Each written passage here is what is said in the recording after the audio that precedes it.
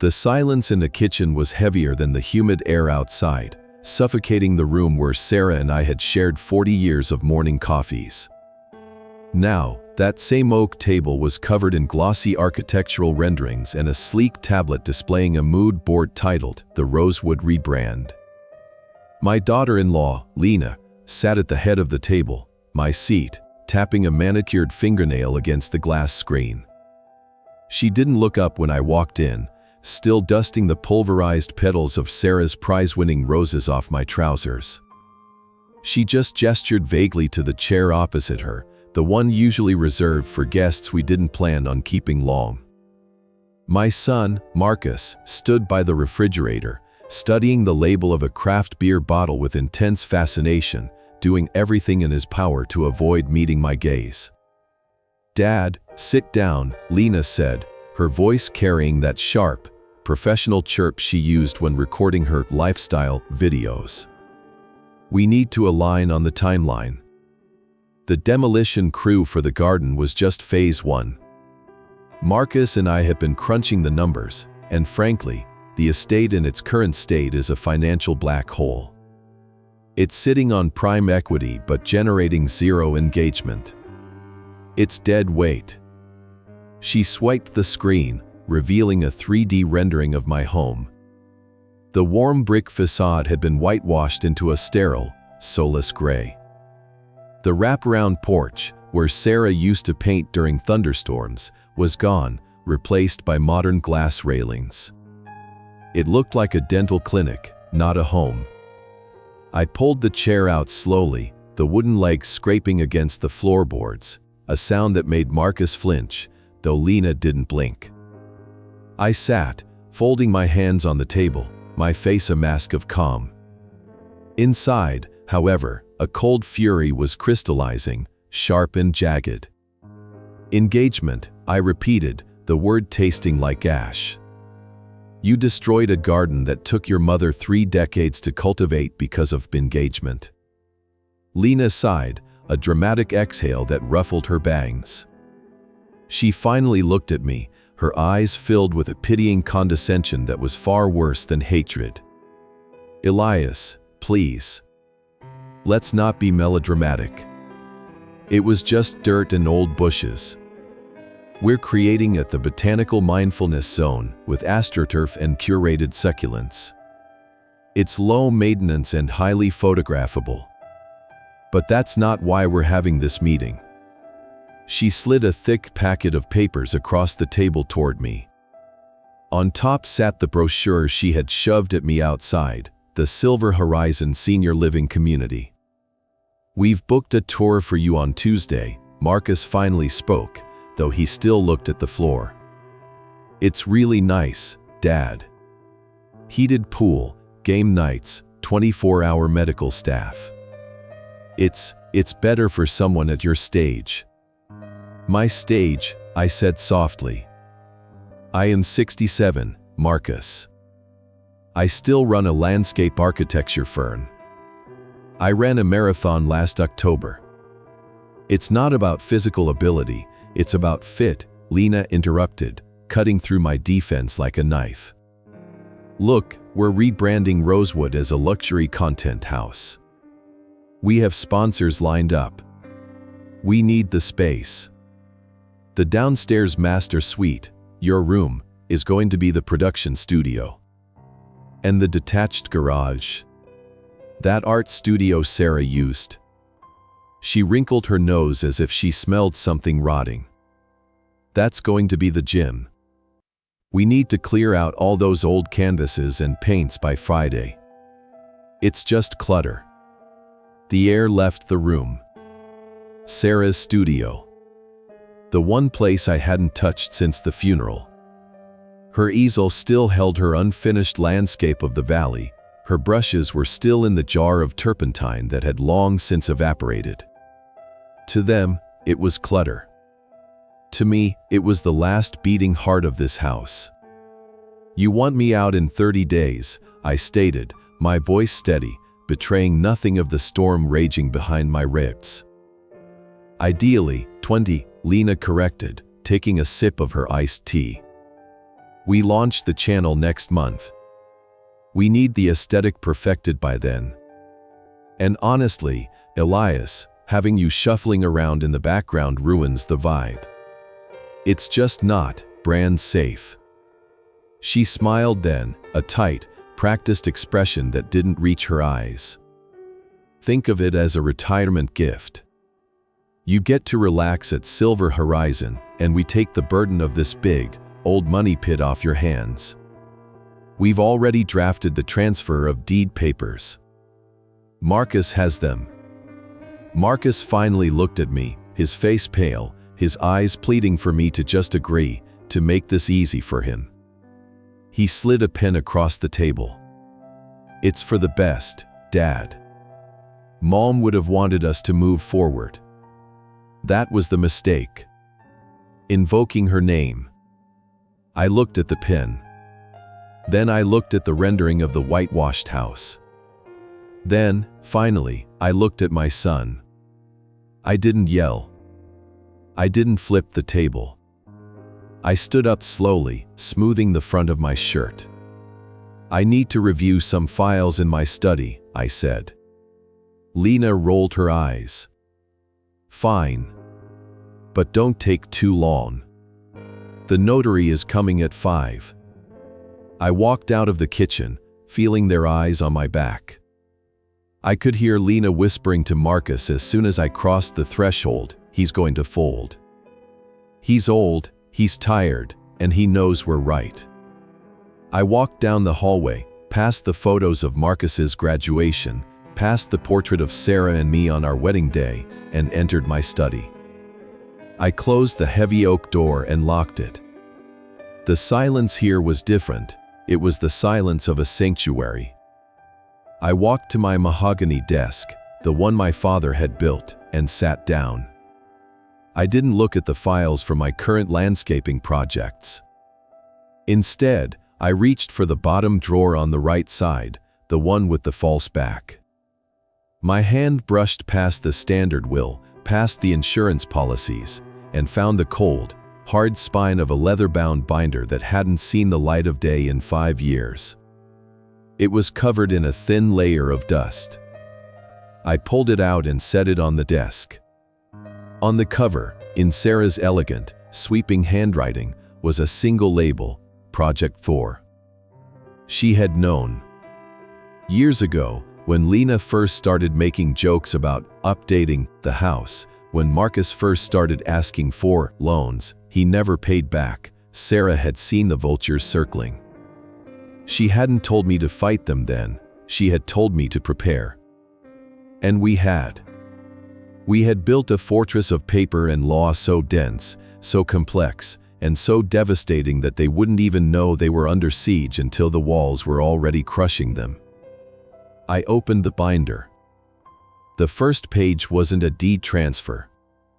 It was a document titled a Rosewood Irrevocable Trust, Clause 4A, the Competency and Moral Clause. I traced Sarah's signature at the bottom of the page. "You wanted a rebrand, Lena," I whispered to the empty room. "You're going to get one." The leather binder smelled faintly of lavender and old paper, a sensory ghost of the woman who had assembled it. I ran my hand over the title page, remembering the night Sarah had placed this in the safe. It was 3 months before she passed, her skin already translucent, her breathing shallow, but her eyes burning with a fierce, terrifying clarity. She had sat in this very chair, watching me with that look she used when she spotted a structural flaw in a landscape design, a look that said she saw the crack in the foundation long before the wall collapsed. "Marcus is soft, Elias," she had whispered, her voice rasping but steady. "He is a good boy, but he is soft clay. And soft clay takes the shape of whatever hard hand grips it tightest. Right now, that hand is Lena." She had forced me to sign the documents then, ignoring my protests that our son would never turn on us. She knew better. She knew that grief creates vacuums, and predators hate a vacuum. I turned to page 4, the section flagged with a red sticky note. The Rosewood Irrevocable Trust, Article 7, the clause of conditional beneficiary status. The legal jargon was dense, woven by Sarah's high-powered attorney friend, Arthur, but the meaning was simple enough for a layman to understand. The house, the grounds, and the substantial portfolio attached to them did not belong to me, nor did they belong to Marcus. They belonged to the trust.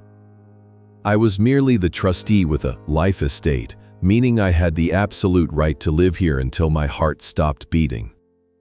But the kicker, the trap Sarah had baited with such prescient cruelty, was in the moral turpitude addendum.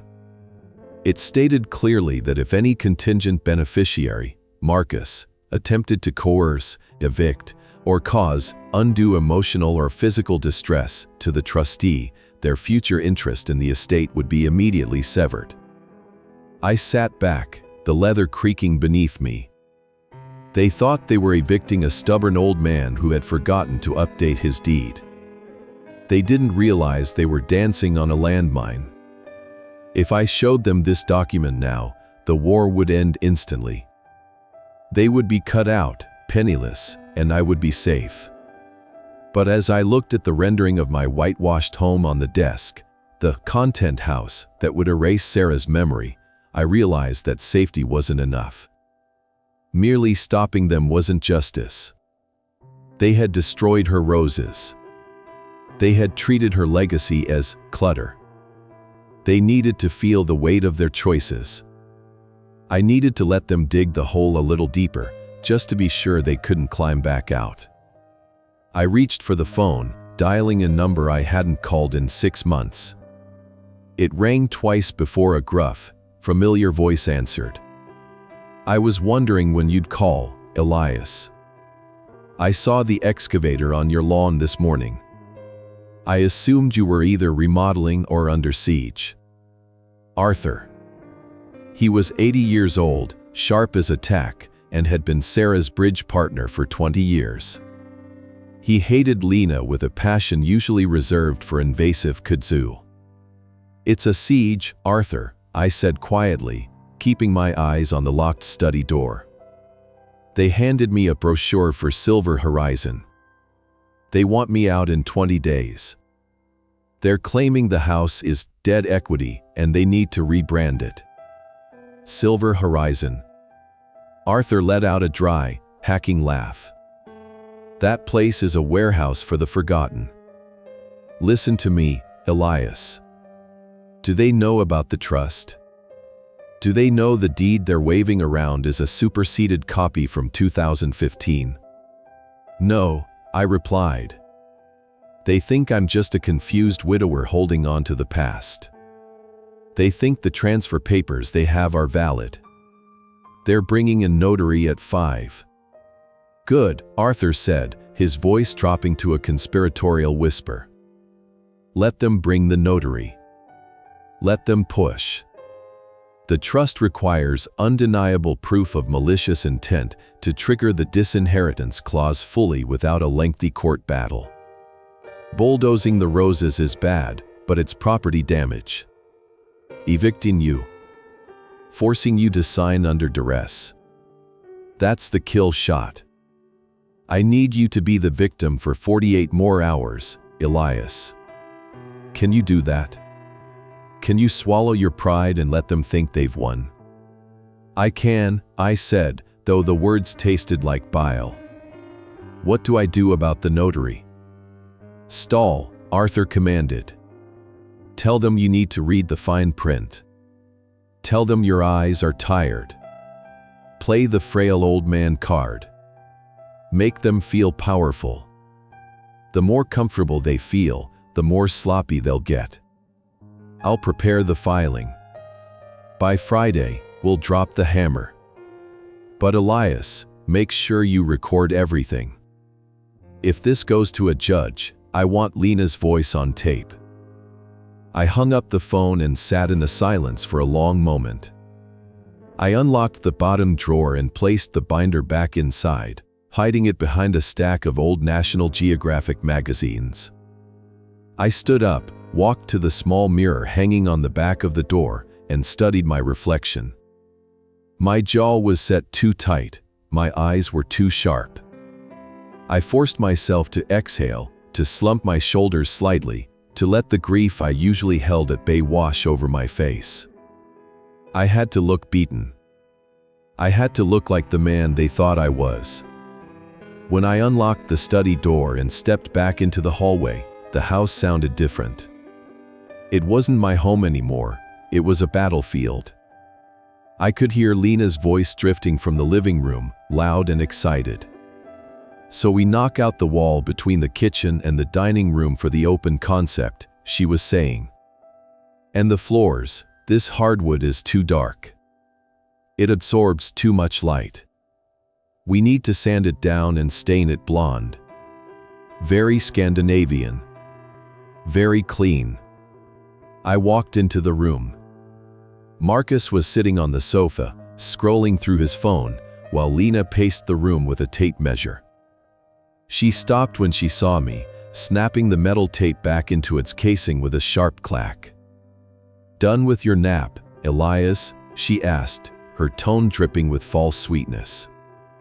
"The notary will be here in an hour. I hope you found whatever files you were looking for." "I did," I said, forcing my voice to tremble slightly. I walked over to my armchair, the worn leather one they had already tagged with a blue sticker for removal, and sat down heavily. I just don't understand why it has to be so fast, Lena. 30 years. Sarah and I lived here for 30 years. Can't we just discuss this?" Marcus looked up, a flicker of guilt crossing his face. "Dad, we told you. It's about the market timing. We have sponsors waiting." "Sponsors," I repeated, looking at my son. "Is a sponsor worth your mother's garden, Marcus? Is it worth putting your father in a home?" Lena stepped between us, blocking my view of my son. She was the gatekeeper, the wall. "Stop trying to guilt-trip him, Elias. It's manipulative. We are doing this for you. You can't maintain this place. The roof needs work, the plumbing is ancient, we are saving you from ruin. You should be thanking us." She checked her watch, dismissing me entirely. "Go wash your face. You have dirt on your cheek. We need you presentable when the notary arrives. We're filming the handing over the keys moment for the teaser trailer." I looked at her. She wanted to film it. She wanted to broadcast my eviction to the world as a heartwarming transition of power. "Filming it," I murmured, lowering my head so she couldn't see the small, cold smile tugging at the corner of my mouth. "Of course. You want to record everything." "Exactly," she said, turning back to the wall she planned to destroy. "It's all about documentation." "Yes," I whispered to the floorboards. "It certainly is." The transformation of my living room from a sanctuary of memory into a stage set happened with terrifying efficiency. Within 20 minutes, Lena had dragged the heavy velvet drapes, the ones Sarah had sewn by hand, shut to block out the harsh afternoon glare. She replaced the warm, yellow bulbs in the floor lamps with stark, white studio lights that made the room feel like an interrogation cell. In the center of it all, she positioned a tripod holding her phone, the ring light around it casting a halo that reflected in her eyes like a synthetic soul. I sat in the armchair, my hands resting on my knees, watching her adjust the angle. I had slipped my own phone into my shirt pocket, the voice memo app running silently against my chest, catching every rustle of fabric, every command she barked at my son. "Marcus, move the plant. It's blocking the depth of field," Lena directed, pointing to a fern Sarah had nurtured for 15 years. Marcus obeyed instantly, dragging the heavy pot across the hardwood floor, the screech of ceramic on varnish making me wince. He didn't look at me. He was too busy being the stagehand in his wife's production. "Okay, Elias," she said, turning her attention to me. She smoothed her dress, her expression shifting from directorial annoyance to a practiced, sympathetic warmth. "When the notary gets here, I need you to look grateful. This is a big moment. We're framing it as passing the torch. A celebration of your next chapter." "My next chapter," I repeated, my voice deliberately thin and wavering. "At the silver horizon." "Exactly," she beamed, oblivious to the sarcasm. "It's a transition. People love transition content. It shows growth." The doorbell rang, shattering the artificial atmosphere. Marcus rushed to answer it, returning a moment later with a man who looked like he had been constructed entirely out of beige cardstock. Mr. Henderson, the notary, carried a briefcase that seemed too heavy for his slumped shoulders. He looked around the room, blinking at the bright lights, clearly confused by the setup. I was told this was a standard deed transfer," he stammered, adjusting his glasses. "It is, Mr. Henderson," Lena said, stepping forward with a dazzling smile that didn't reach her eyes. "We're just documenting the memory. My father-in-law is very sentimental. Please, sit." She gestured to the coffee table, where the stack of papers lay waiting like a loaded weapon. I watched Mr. Henderson sit. He pulled out his stamp and his logbook, his movements precise and bureaucratic. He was the witness Arthur had told me to secure, the neutral party who would validate the duress without even knowing he was doing it. I leaned forward, letting my hand tremble as I reached for the glass of water Lena had placed nearby, not for me to drink, but as a prop to show she was caring for me. "Mr. Henderson," I said, my voice barely above a whisper. "Thank you for coming." "Of course, Mr. Thorne," he replied, opening the document. "Now, this is a quitclaim deed. Effectively, you are transferring all your interest in the property located at 44 Rosewood Lane to Marcus and Lena Thorne. Do you understand this?"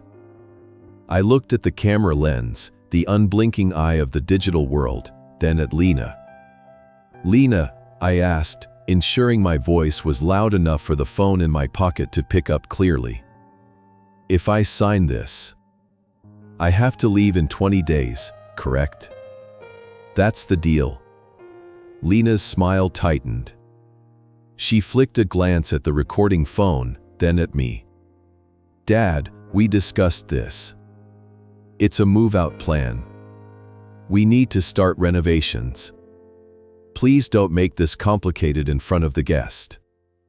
"I just want to be sure," I pressed, adding a note of panic to my tone. "Because I don't have anywhere else to go." "If I don't sign this, you said there wouldn't be any money for the nursing home. Is that right?" The room went deadly silent.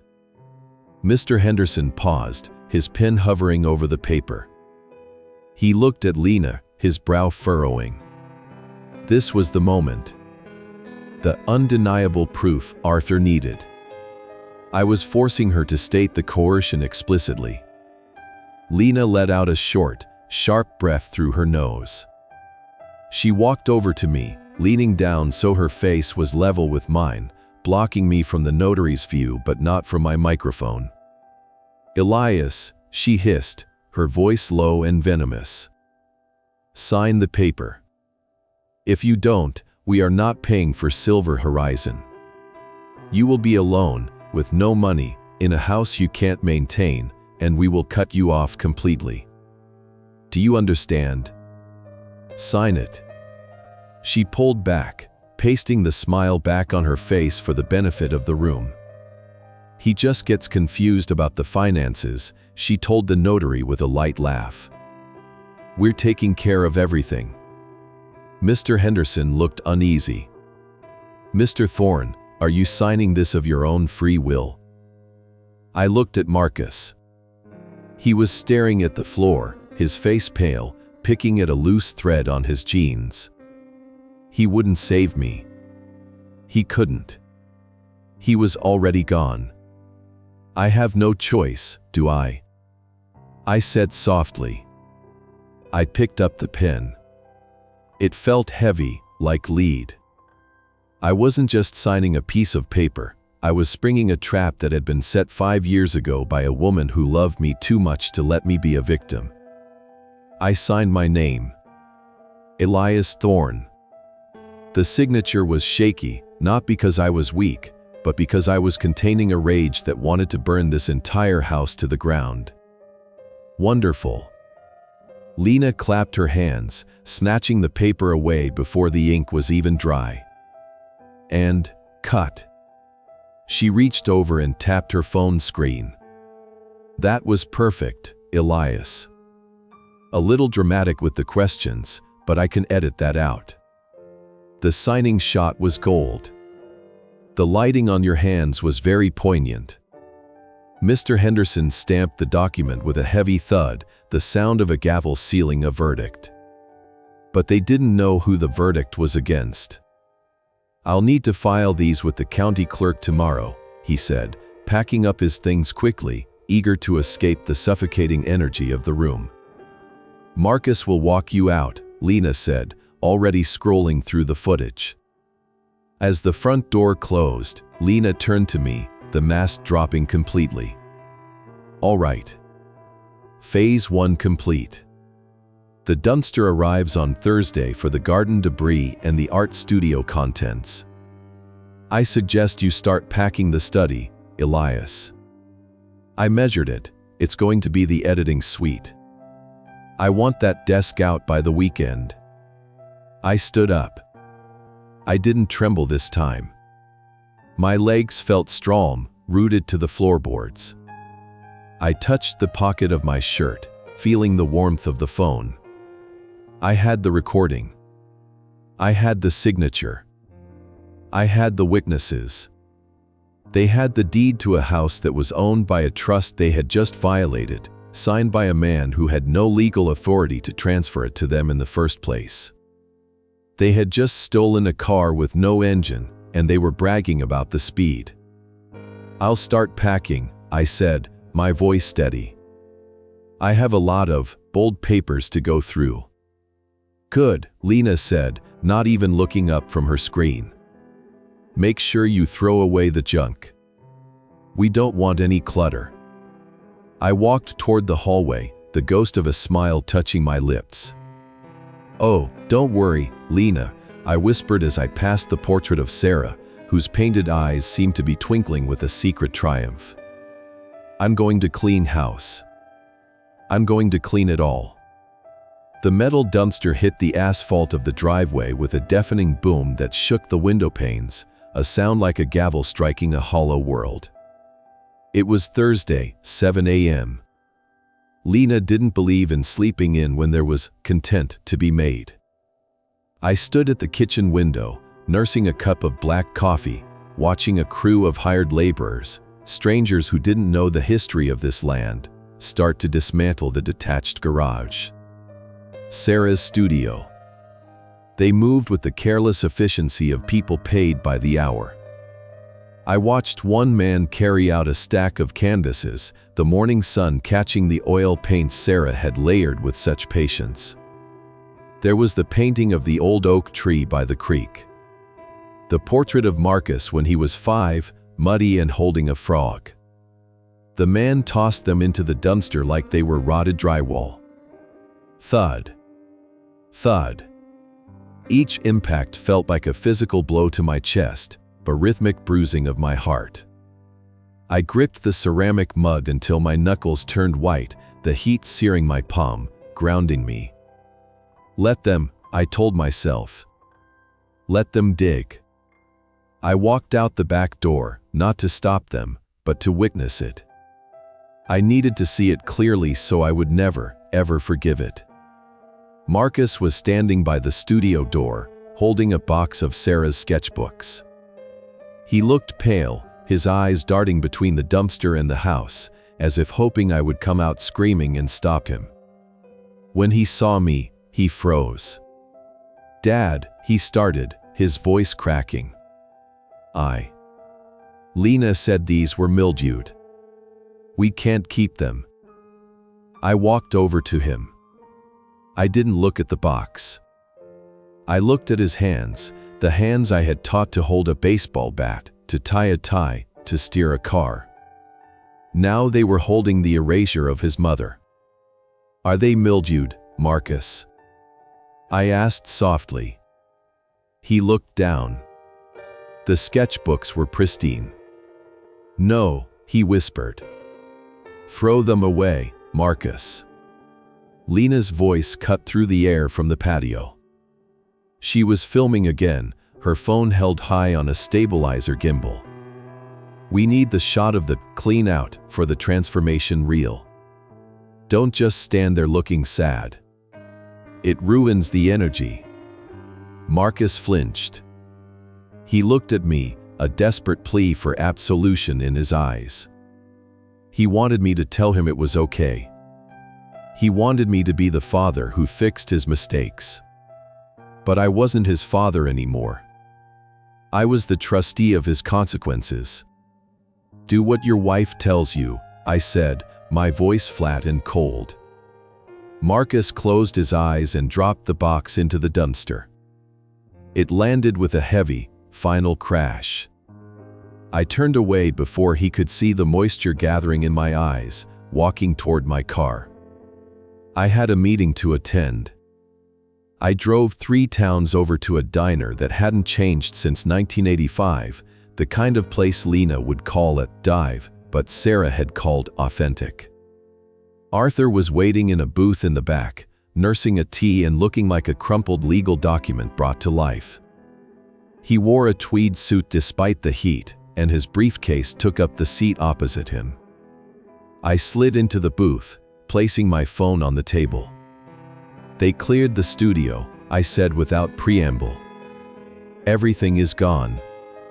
Arthur nodded grimly, his watery blue eyes sharpening. "Property destruction." "Excellent. And the deed?" "Signed," I said. "Under duress." "Recorded." I tapped the phone. Arthur pulled a small laptop from his briefcase. "Play it." I found the file and pressed play. Lena's voice, tinny but unmistakable, hissed through the diner speakers. "If you don't, we are not paying for Silver Horizon. You will be alone, sign it." Arthur listened, his head cocked to the side like a bird listening for a worm. When the recording ended, a slow, terrifying smile spread across his face. It wasn't a smile of joy, it was the smile of a general watching an enemy army march into a canyon with no exit. "That," Arthur said, "is a Class A felony in this state if we push it. Extortion of an elder. But for the trust? It's a nuclear launch code." He typed furiously for a moment, then turned the screen toward me. "I've drafted the notice of breach and revocation. Since the house is held in the trust, your signature on that quitclaim deed is legally void. You can't give away what you don't own. But their attempt to force you to sign it triggers the removal clause." He pointed to a paragraph highlighted in yellow. "Here is the timeline. We let them finish the renovations. We let them spend their money. We let them launch their channel. And then, on the day of their big reveal party, we serve them." "They're planning a launch party in 2 weeks, I said, remembering the mood board in the kitchen. "Inviting local press, potential sponsors. They want to show off the new Rosewood. Perfect," Arthur chuckled, a dry, rasping sound. "Let them build the stage. We'll provide the trapdoor. In the meantime, Elias, you need to disappear. Not physically, you need to stay in the house so they don't change the locks, but emotionally. Be the ghost they want you to be. Pack your boxes. Let them see you defeated. It feeds their ego, and arrogance makes them careless. He handed me a thick envelope. This is a copy of the original trust, certified. Keep it on your person at all times. If they try to physically remove you before the party, call the police and show them this. It proves you have a life estate. But don't show it to Marcus or Lena. Not yet. I took the envelope, feeling its weight. It was heavier than the deed I had signed yesterday. It was the weight of justice. When I returned to the house, the sun was high and the dumpster was full. The studio door was open, revealing a hollow shell where creativity had once lived. Lena was standing in the middle of the empty concrete floor, directing two men who were rolling out rolls of rubber gym flooring. "Oh, good, you're back," she called out, not looking at me. "We need the study cleared by tonight, Elias. My editor is coming tomorrow to set up the server." I walked past her, past the desecrated garden, past the empty studio. I walked into the house and straight to my study. I didn't argue. I didn't beg. I began to pull books off the shelves, my reference books on botany, my landscape designs, the history books Sarah had loved. I packed them into boxes, taping them shut with deliberate, rhythmic precision. Rip. Stick. Smooth. Every box was a brick in the wall I was building between them and their future. I worked until my back ached and the sun went down. Around 8 p.m., Marcus appeared in the doorway. He held a pizza box, the grease staining the cardboard. "We got pepperoni," he said, his voice quiet. "There's a slice left if you want it." I looked at him. I looked at the son who had thrown his mother's drawings into a dumpster because he was afraid of his wife. "I'm not hungry," I said. "Dad, look," he stepped into the room. "I know today was hard. But once the channel takes off, we'll have enough money to maybe get you a private cottage at Silver Horizon. Not just a room. A whole cottage." He was trying to buy his conscience back with imaginary money. "Marcus," I said, placing the last book, a copy of The Count of Monte Cristo, into the box. "Do you remember what your mother used to say about rose bushes?" He blinked, confused by the non sequitur. "What?" "No. She said you have to prune the dead wood so the healthy parts can survive," I said, staring him dead in the eye. "Sometimes you have to cut deep." He stared at me, a flicker of unease passing through his eyes, but he shook it off. He didn't understand. He thought I was talking about gardening. "Right," he muttered. "Well, pizza's in the kitchen." He walked away. I sealed the box. I was done pruning. It was time to uproot the whole disease. The following week was a blur of noise, dust, and the acrid smell of high-gloss paint that burned the back of my throat. I watched as the house I had built with my own hands was systematically stripped of its soul. The oak wainscoting in the hallway, which I had installed the summer Marcus turned 10, was ripped out and replaced with flat, white shiplap that Lena called farmhouse chic. The vintage crystal chandelier in the dining room, a wedding gift from Sarah's parents, was taken down and sold on an app for a fraction of its worth, replaced by a geometric metal fixture that looked like an exploded cage. Every day, a new crew of contractors arrived, men who didn't wipe their boots and who looked at me with the pitying indifference one reserves for a piece of furniture that is about to be discarded. I kept to my schedule. I woke up at 6, made a pot of coffee before the workers cut the water for plumbing updates, and then retreated to the guest room, which was now my temporary quarters since the master suite was being soundproofed. I spent my days packing boxes that I had no intention of moving, labeling them with the names of rooms at Silver Horizon that I would never inhabit. Unit 4B, books, I wrote with a black marker, the lie flowing smoothly from my pen. Unit 4B, Winter Clothes.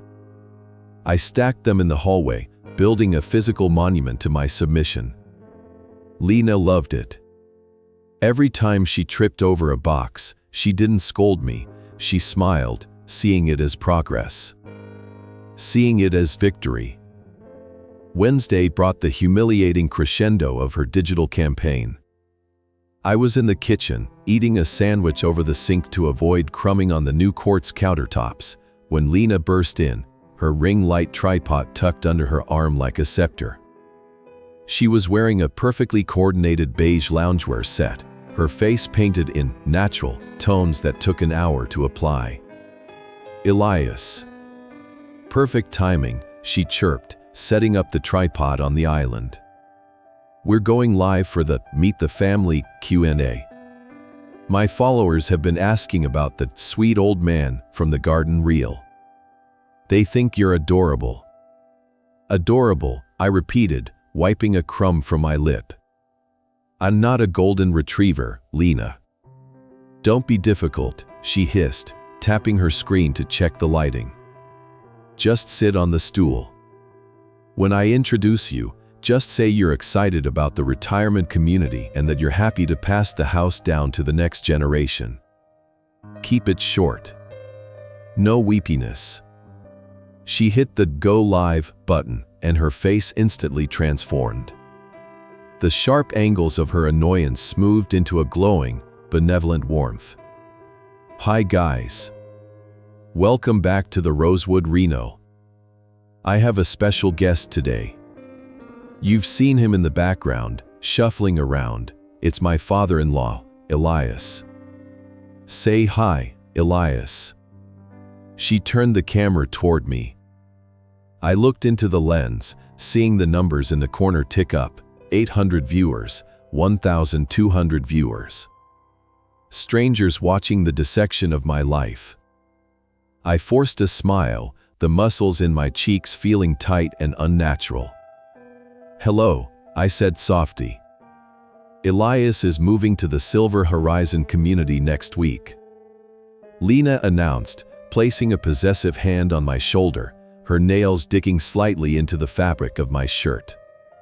He was just telling me how relieved he is to stop worrying about this big old house. Right, Dad? I looked at the comments scrolling by on the screen. Ah, he looks so sweet. So glad he has family to take care of him. Elder care is so important. They bought it.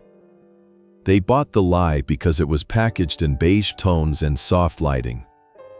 Yes, I said, looking directly at the camera. I am relieved.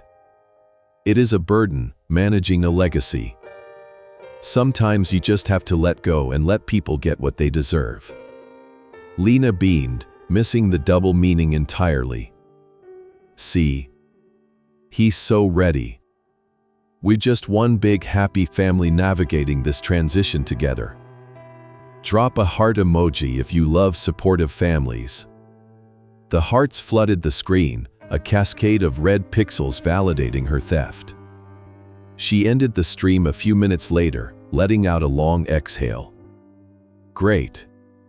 Engagement is up 40%. That clip is going to do numbers. She didn't say thank you.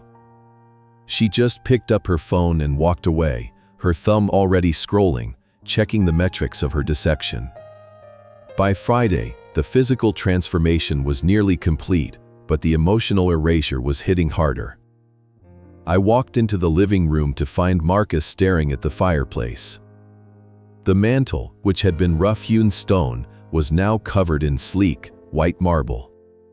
But it wasn't the stone he was looking at. He was holding a small, tarnished brass object, a horse figurine that had been his grandfather's.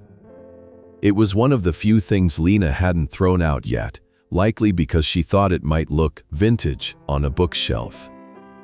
I remember playing with this, Marcus said quietly, not turning around. Mom used to hide it in the plants and make me go on a safari. I stopped. This was the opening. The crack in the armor. She did, I said, moving closer. She loved that game. She always let you find it, even when you looked right past it. Marcus turned the horse over in his hands, his thumb rubbing the worn brass flank. Dad, are you sure about Silver Horizon? I looked up the reviews last night. They aren't great. There was a report about understaffing. I saw the conflict in his eyes. The boy who had searched for hidden horses was still in there, buried under layers of weakness and debt. But before I could answer, before I could perhaps offer him a lifeline, the front door slammed open. Catering is here. Lena's voice boomed from the foyer. Marcus, I need you to sign for the Champagne Tower. And don't let them put it in the sun. Marcus flinched. The horse figurine clattered onto the marble mantel. The moment shattered. Coming, Lena, he called out, his voice reflexively obedient. He looked at me one last time, the guilt retreating behind a wall of resignation. I gotta go. Just pack your warm socks, Dad. It gets cold there. He left me alone with the brass horse. I picked it up, feeling its cold weight. I put it in my pocket. I wouldn't leave it here to be a prop in her safari. That evening, the invitations for the launch party were finalized. I found a printed proof on the kitchen island. The reveal, Modern Rosewood. A night of cocktails and content. Posted by Lena and Marcus Thorne. The guest list was attached. It was a who's who of the town's shallow elite, local influencers, real estate developers, and a few of Sarah's old acquaintances whom Lena was clearly trying to impress. And there, halfway down the list, was a name that made my heart stop and then beat with a fierce, rhythmic drum of anticipation. Arthur J. Sterling. Lena must have found his name in our old address book and assumed he was just another family friend to pad the numbers. She didn't know he was the most ruthless estate attorney in the county. She didn't know he was currently drafting the legal equivalent of a guillotine. She had invited her own executioner to the party. I took the list and went to my room. I dialed Arthur's number. She invited you, I said when he picked up. Arthur laughed, a dry, rasping sound that crackled over the line. I received the digital invite an hour ago. It seems I'm a gold-tier guest. I'm bringing a +1, Elias. The county sheriff. He's an old fishing buddy of mine. I told him there might be a disturbance of the peace. A disturbance? I asked. Oh yes, Arthur said. When you tell a narcissist that they don't own the stage they're standing on, they tend to get loud. We need to be ready. Tuesday night, Elias. Keep your head down. Keep packing. Tuesday night, we take it all back. I hung up and looked around the guest room. The boxes were stacked high. The walls were bare. I was a stranger in my own home, a ghost haunting the halls of a brand. But ghosts have a way of showing up when you least expect them. And on Tuesday, at the launch of Modern Rosewood, I wasn't just going to show up. I was going to bring the whole haunted house down on top of them. Tuesday arrived with a frenetic energy that vibrated through the floorboards, a stark contrast to the quiet dread that had settled in the pit of my stomach. The house, now fully rebranded, looked less like a home and more like a high-end dentist's waiting room. The air was thick with the scent of lilies, not the sweet, earthy smell of Sarah's garden, but the cloying, chemical perfume of hothouse flowers arranged in geometric vases that looked like shards of ice. I moved through the hallway like a specter, dodging caterers in black vests who carried trays of hors d'oeuvres that looked too pretty to eat and too small to satisfy. They ignored me, assuming I was just another piece of old furniture that hadn't been moved to storage yet. Lena was the commander-in-chief of this assault. She barked orders into a headset, her voice shrill and tight. "No, the champagne tower goes in the foyer. It needs to catch the natural light from the clerestory windows. And where is the step and repeat? The influencers are arriving at 7, I need the branding visible." She spotted me standing by the stairs, clutching the copy of the trust in my inside pocket like a talisman. Her eyes narrowed, scanning me not for affection, but for aesthetic compliance. "Elias, you're wearing that?" she asked, gesturing vaguely at my tweed jacket. It was the one I wore to church, the one Sarah had patched the elbow of 3 years ago. "It reads very dusty. We're going for silver fox chic. Here." She shoved a garment bag into my arms. "I bought you a navy blazer and a linen shirt. No tie. It's more relaxed. More, I'm retiring to a yacht, less, I'm retiring to a nursing home. Go change. And please, fix your hair. It's looking chaotic." I took the bag without a word. I went to the guest room, my cell, and changed. The linen shirt was scratchy and stiff, the fabric of a stranger. I looked in the mirror. The man staring back was elegant, polished, and completely hollow. I was the perfect prop for her narrative, the gracious patriarch stepping aside for the vibrant youth. I slicked back my hair, buttoned the blazer, and felt the weight of the envelope in my pocket against my ribs. Let them dress the corpse, I thought. It will make the resurrection all the more terrifying. By 7 p.m., the driveway was filled with luxury cars that didn't belong in our modest neighborhood. The noise level rose, a cacophony of performative laughter and the clinking of crystal. I stood near the fireplace, as instructed, holding a glass of sparkling water I had no intention of drinking. The guests were a blur of perfect teeth and glowing screens. They wandered through the rooms, holding their phones aloft, live streaming their awe at the transformation. "Oh my God, the open concept is everything." I heard a woman in a red dress squeal. "And the light. It's so content-friendly." "Totally," her companion agreed, panning his phone around the room. "They really maximized the square footage. It used to be so dark and cluttered, right?" I gripped my glass.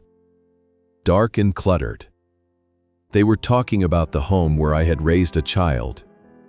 The home where I had held my wife as she took her last breath. They spoke of it as if it were a teardown project that had finally been redeemed. Marcus was circulating the room, a glass of scotch in his hand that was refilled far too often. He looked sweaty and pale, his smile fixed and wavering. He avoided my corner of the room with the dedication of a man avoiding a crime scene. Every time our eyes met across the crowd, he flinched and found someone else to talk to, burying his guilt in conversation about market trends and equity growth. He was playing the part of the successful heir, but his eyes were screaming for an exit. Then, the front door opened, and the atmosphere in the foyer shifted slightly. Amidst the sea of sequins and slim-fit suits, 2 figures entered who belonged to a different world entirely. Arthur stood in the doorway, leaning on a cane with a silver handle shaped like a hawk's head. He wore a charcoal suit that was decades out of fashion but commanded instant respect. Beside him stood Sheriff Miller, a man I had known since high school, wearing his dress uniform, his badge catching the light of the strobe lights Lena had installed. Lena rushed over to them, her smile faltering for a fraction of a second before recovering. She clearly didn't recognize the sheriff out of context, probably assuming he was some eccentric relative of mine or a hire for security. "Welcome," she chirped, extending a hand. "I don't think we've met." I'm Lena, the visionary behind all this. Arthur took her hand, his grip frail but his gaze piercing. Arthur Sterling, he said, his voice gravelly and loud enough to cut through the ambient jazz music. I'm Elias's attorney. And this is Sheriff Miller. We wouldn't miss this, unveiling for the world. Oh. The attorney. Lena laughed, clearly relieved. She assumed he was here to celebrate the deed transfer. So glad you could make it. Elias is over by the fireplace. We're doing speeches in 10 minutes. Make sure you get a drink. Arthur nodded slowly. We will wait for the speeches, he said. He looked across the room and found me. He didn't wave. He simply tapped the silver head of his cane against the floorboards once. Thud. The signal.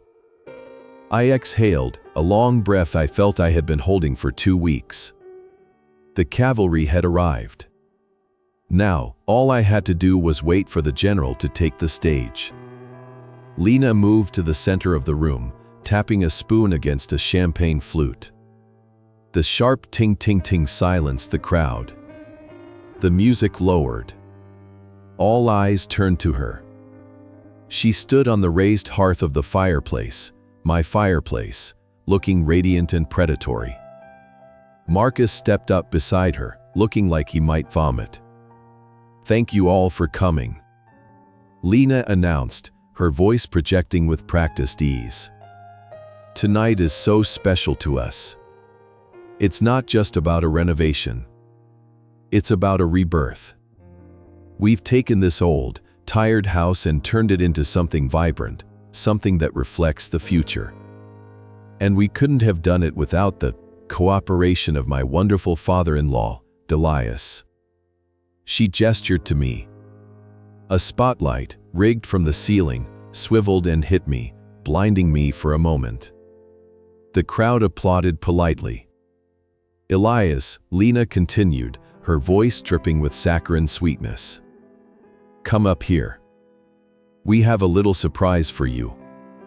A farewell gift before you head off to your new adventure at Silver Horizon. I blinked against the light. This wasn't in the script. I walked slowly toward them, the crowd parting like the Red Sea. I stepped up onto the hearth, standing beside the son who had betrayed me and the woman who had orchestrated it. Lena reached behind a large fern and pulled out a framed poster. It was a blown-up photograph of the house, before the renovation. But it was edited. It was black and white, made to look ancient and decrepit, with the words "the past" written in a fading font at the bottom. We wanted you to have a keepsake, Lena said, beaming at the camera that was recording us. So you can remember where you came from, even as we all move forward. It was the ultimate insult. A memorial to the thing she had murdered, handed to me as a party favor. I took the frame. The glass was cold. I looked at the crowd, then at Arthur. He nodded again. I didn't step down. I didn't smile. I cleared my throat, the sound amplified by the sudden silence of the room. Thank you, Lena, I said, my voice steady, projecting without a microphone. It is illuminating. But before we celebrate the future, I think there is one more document we need to review. One that clarifies exactly who this future belongs to. Lena's smile froze. Dad, we're on a schedule, she hissed through her teeth. Oh, I know, I said, reaching into my pocket and pulling out the envelope. But I think your schedule just changed. The silence that followed my declaration was absolute, a heavy, suffocating blanket that smothered the jazz music and the chatter of the crowd. Even the ice in the cocktail shakers seemed to stop rattling. Lena stood frozen, her hand halfway to the microphone she had intended to snatch from me, her smile twitching like a glitching video file. She looked at the envelope in my hand, thick, cream-colored, and sealed with red wax, and then at the guests, her eyes darting frantically to assess the damage to the vibe. "Dad," she laughed, a brittle, high-pitched sound that grated against the silence. "We don't need to do paperwork right now. This is a party. Let's get you a drink, Anne." "I don't drink, Lena," I said softly, my voice carrying effortlessly in the sudden quiet. "And this isn't paperwork. It's an eviction notice. But not for me." I turned slightly in signal to Arthur. He moved through the crowd, the sea of sequins and designer suits parting for him and his cane. He stepped up onto the hearth beside me, placing his battered leather briefcase on the mantel, right next to the champagne tower. The clack of the lock snapping open echoed like gunshots. He didn't look at Lena. He looked at the camera lens that was still live streaming to her thousands of followers. "Good evening," Arthur rumbled, pulling out the certified copy of the trust. "My name is Arthur Sterling, attorney at law and executor of the Sarah Thorne estate. I am here to enforce the provisions of the Rosewood Irrevocable Trust, specifically Article 7, subsection C." "What is this?" Marcus stepped forward, his face draining of color. "The house is ours. Dad signed the quitclaim deed last week. We have it filed." "Ah, yes," Arthur said, looking at Marcus over the rim of his spectacles. "The quitclaim deed. A fascinating document. You see, Marcus, your father holds a life estate in this property. He is the trustee. He does not own the fee simple title. The trust owns the house. Therefore, his signature on your deed is legally meaningless. He cannot give you what he does not possess." A murmur rippled through the crowd. Phones were raised higher. The influencers smelled blood. This was better than a renovation reveal. This was a Livestream disaster. "That's a technicality." Lena snapped, abandoning her sweet persona entirely. Her face contorted into a mask of pure fury. "We have an agreement. We are the future owners. He agreed to move out." "Did he?" I asked, looking at her. "Or did you tell him that if he didn't sign, he would be left alone to rot?" "I never said that," she screamed, her voice cracking. "You senile old liar." Arthur held up a hand.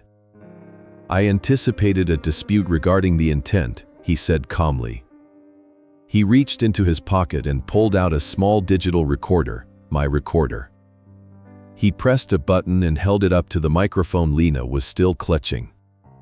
The audio was crystal clear, amplified by the expensive sound system Lena had rented to celebrate her victory. Her voice, venomous and cruel, filled the room. "Sign the paper. If you don't, we are not paying for Silver Horizon. You will be alone, with no money. Do you understand? Sign it." The gasp from the crowd was genuine this time. I saw the woman in the red dress cover her mouth. I saw the hearts on the live stream screen turn into angry faces and shocked emojis. The chat moved so fast it was a blur of condemnation. Arthur stopped the recording. "That," he said, his voice dropping to a low, dangerous growl, "constitutes coercion and elder abuse under state law. But more importantly, it triggers the moral turpitude clause of the trust." Sarah was very specific. Any beneficiary who attempts to force the trustee from his home through malice, fraud, or duress forfeits their inheritance immediately and permanently. He turned to Marcus, who was shaking, staring at the floor as if hoping it would open up and swallow him. "Marcus Thorne," Arthur intoned, reading from the document. "As of this moment, your status as a contingent beneficiary is revoked. You have no claim to this house. You have no claim to the grounds. And you certainly have no right to be here." "This is insane," Lena whispered, looking around the room, realizing she was losing control of the narrative. "You can't do this. We live here. All our stuff is here. We spent $50,000 on renovations." "You spent $50,000 defacing trust property," Arthur corrected her. "And as for living here..." He nodded to Sheriff Miller, who stepped out of the shadows of the hallway. The sheriff's uniform was crisp, his badge gleaming under the studio lights. He walked up to the hearth, his heavy boots sounding a dull rhythm on the floor. "Mr. and Mrs. Thorne," the sheriff said, his voice flat and professional.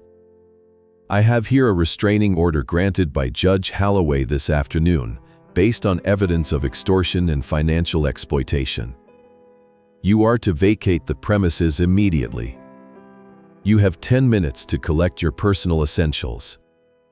Officers are waiting outside to escort you. You're kicking us out." Lena shrieked. "In the middle of my launch party?" "It's not your party, ma'am," the sheriff said. "It's a crime scene." The guests began to scatter. The illusion of the perfect family had shattered, sending shards of reality flying in every direction. People were grabbing their purses, whispering excitedly, already posting the clips to TikTok and Instagram. Lena's viral moment had arrived, but it was the obituary of her career, not the birth. I stood there, watching them unravel. I didn't feel triumph. I felt a deep, aching sadness. I looked at Marcus. He wasn't looking at Lena anymore. He was looking at me, tears streaming down his face. "Dad," he choked out. "Dad, please." "I told you, Marcus," I said, my voice barely a whisper, yet loud enough to reach him. "I told you to prune the dead wood. You chose to be the dead wood." Lena lunged at me then, her manicured claws reaching for my face, a primal scream tearing from her throat. "You ruined everything. You old leech." The sheriff intersected her effortlessly, grabbing her arm and spinning her around. "That's enough," he barked. "Let's go. Now." I watched as my son and his wife were marched out of the room, past the champagne tower they hadn't tasted, past the guests who were now filming their walk of shame. The front door opened, letting in the humid night air, and then closed with a finality that echoed through the hollow, whitewashed house. The room was nearly empty now, save for Arthur, the sheriff's deputies, and a few straggling caterers who looked terrified. I looked at the edited photo Lena had given me, the black and white picture of my home as it used to be. I smashed the glass against the marble hearth. Arthur walked over and placed a hand on my shoulder. "It's done, Elias," he said softly. "The trust is secure." "The house is safe," I replied, looking at the sterile white walls. "But it's not home. Not anymore." "Give it time," Arthur said. "Paint is cheap. Memories are durable." I walked over to the tripod where Lena's phone was still mounted. The live stream was still running. There were 15,000 people watching the empty room. I looked into the lens. "My name is Elias Thorne," I said to the digital void. "And I am not content. I am a father. And I am tired." I reached out and pressed end stream. The screen went black. The silence returned, but this time, it wasn't the silence of submission. It was the silence of a battlefield after the smoke has cleared.